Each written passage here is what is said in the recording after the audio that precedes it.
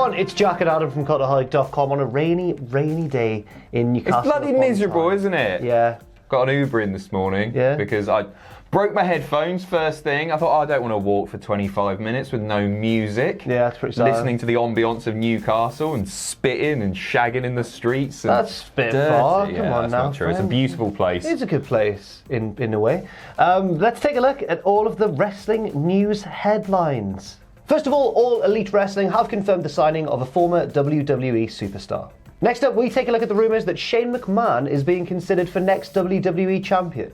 And finally, we take a look at the new SmackDown logo. So, first of all Elite Wrestling have another person crossed the line. They've jumped ship, Adam. Well, we already knew that this person was probably going to, but they have confirmed that they've signed a contract with All Elite Wrestling, and it is none other than the former Ty Dillinger, Sean Spears. Of course, he was in the pre-show Casino Battle Royale at Double or Nothing. What do you make of his signing? Really happy about it. I wasn't sure if it was going to happen. Okay. Because he was sort of unceremoniously dumped out of the Battle Royale without much fanfare. It was just another elimination. I thought, oh, does that mean he's not actually going to stick around?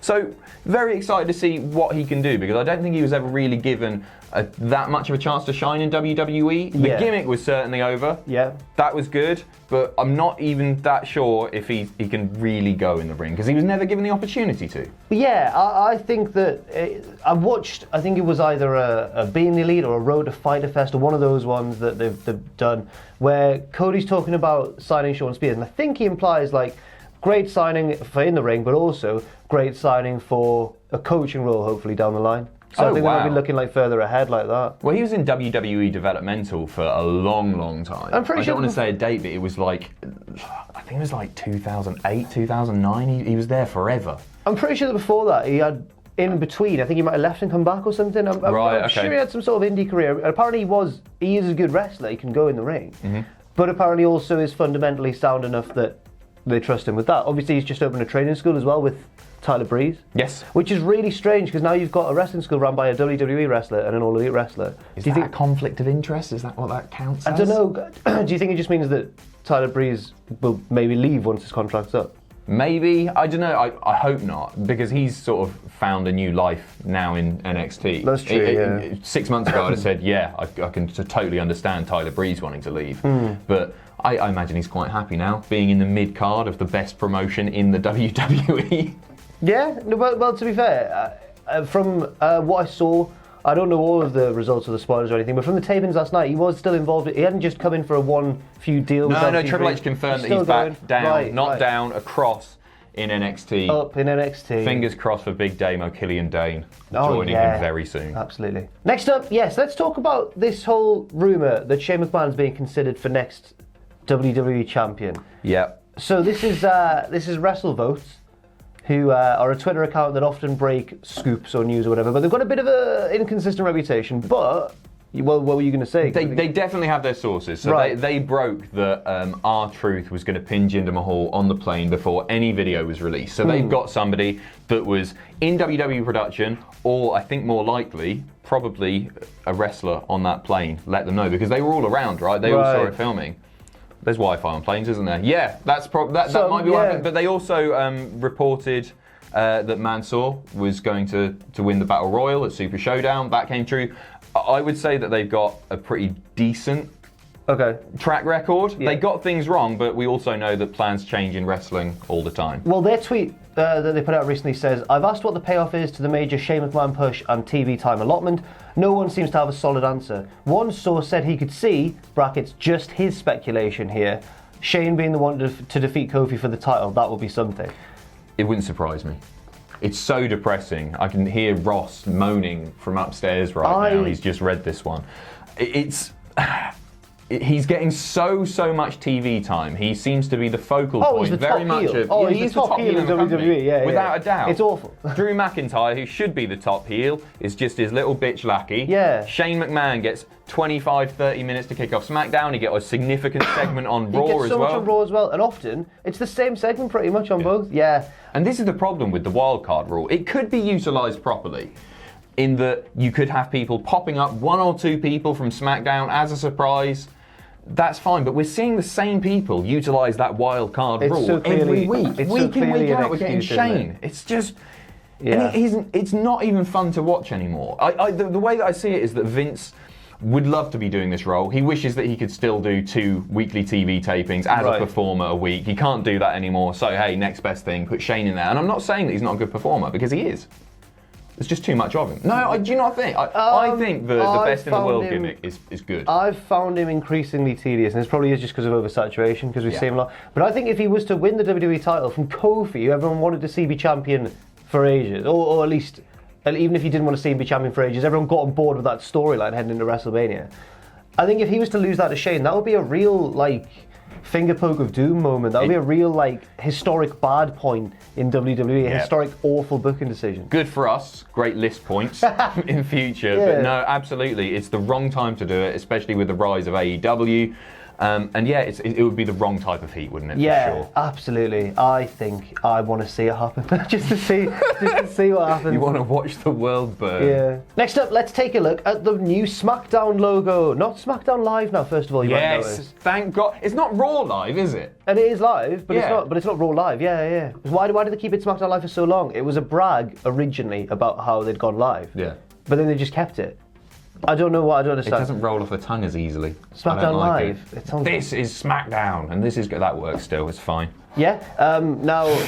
Yeah. Well, I didn't really understand what you were. I was doing my intro for Graded there. Oh right. And this. Yeah, it's SmackDown Live. Yeah. No, it works better for you. That. So let's take a look at the logo, shall we? There it is. I think it's all right. I think it's okay. I really like it. You really like it? I really, really like it. It's the same sort of blocky, bold, almost Impact style that the original SmackDown had, but it looks new, it looks cool. It's worth pointing out that this doesn't necessarily mean that it's the final logo, because before SmackDown Live was a thing, they experimented with different logos, and we saw one pop up which was the previous SmackDown logo, the blocky one SmackDown, that just had Live under it. Horrible for spacing. Wouldn't have worked on thumbnails at all. No. But yeah, this doesn't mean that it's the final one. Well, this was a post shared to Reddit, which was of, I believe, a commercial that was on Fox advertising the move for. Yeah, he's SmackDown. taking a picture of his screen. Okay, right. I should have just said that. That's far easier. I just think that's nice. It doesn't tell you anything about what the product's going to be like, I guess, but. I can't think of many logos that do, though. No, maybe I was wondering if they were going to go for an ultra sportsy looking one, like a UFC style thing, but they haven't. So maybe it's just not going to be as radical a change as we think to SmackDown. I just realised that it looks like SmackDown. There's no. Oh well, you've ruined it for me forever. So that's a terrible logo. That is awful, and that is probably going to kill WWE actually. So should we move on? Next up, let's go to WWE.com, where peculiar things are happening. Yes, they are. Why are you laughing at me for saying it like that? Now, WWE have been asking for fan feedback on Stomping Ground matches, upcoming Stomping Ground matches. I don't think they've ever done this before. I can't think of. They've asked for you can tell as their surveys try and gauge opinion, who do you want to see most get their ass kicked by and then the Baron Corbin will win and they'll go. There he is. That's our Put him on TV all the time, quick. Shane McMahon. He's money. But no, I can't remember one like this, like a preview of a card saying, "Are you excited for this wrestling match?" Please. Yeah. Please indicate. So the screenshot that we've got here is, please indicate your interest in this announced match, Roman Reigns versus Drew McIntyre. And then in office fashion, you've got extremely interested, very interested, somewhat interested, a little bit interested, not at all interested. What are the options? What are the options again? Yeah. What do you think it means? And I don't think. I think it means they're panicking. Ticket sales for this event are very, very poor at this point. There is still hard cam seats available. There are seats 2 rows back available. Yep. We looked at the map earlier. The seating map shows huge blue dots everywhere. Yep. It's not selling well, and I think they're panicking. So they've asked for match feedback on all 5 of the announced matches so far, and. It's there on WWE.com. If you want to go and give your feedback, there's a little box at the bottom. Please tell us more about your interest level. They're going to have a bad time. Go nuts. Don't say that we sent you, but do go nuts. Whoever's job it is to sort through the replies. Now, Fraser just sat there. Fraser just got himself a cheeky job at Stamford Tower. Yeah, screw that then. Wow. No, imagine. That'd be great. Yeah, all the wrestlers what would the Cultaholic guys like in real life? Now...